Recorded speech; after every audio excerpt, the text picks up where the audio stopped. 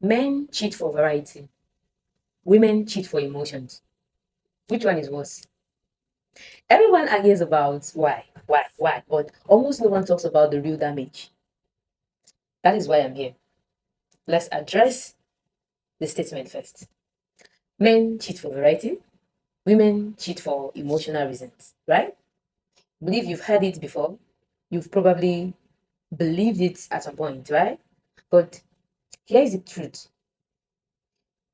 It's an oversimplification.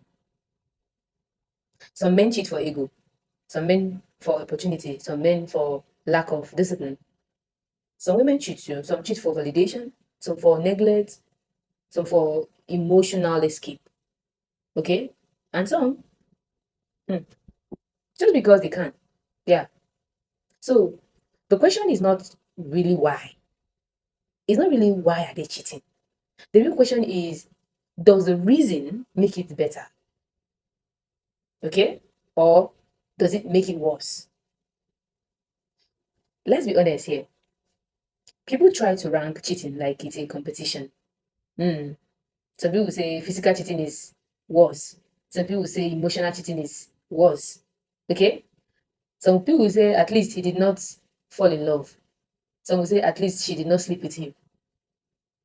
But you need to understand this. You need to understand that betrayal is betrayal, whether it's physical or emotional. The damage is the same.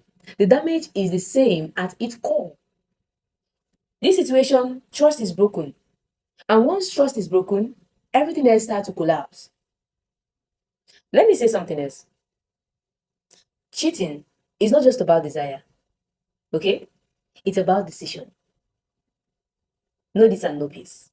Because before anyone cheats, they are, let me say, there are moments where they could have committed, or let me say, they could have communicated, set boundaries, walked away, or chosen discipline, and they did not.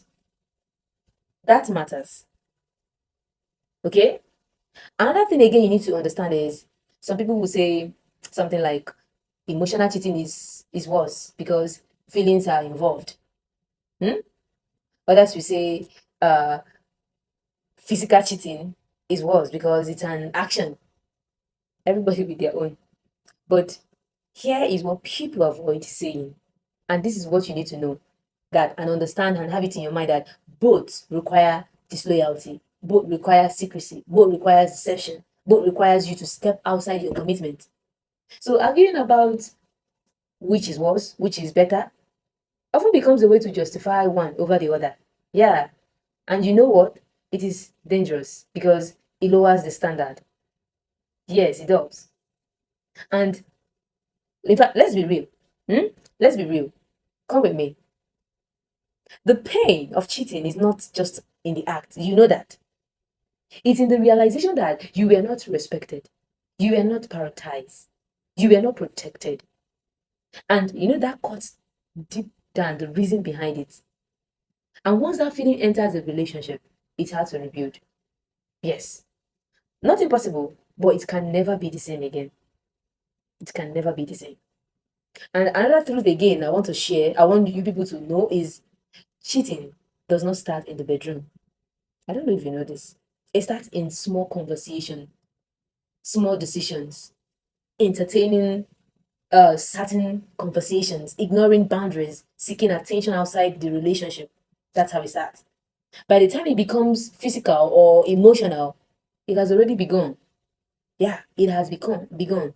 So no, it is not about men versus women. No, it's not about variety versus emotions. No, let's leave those things aside.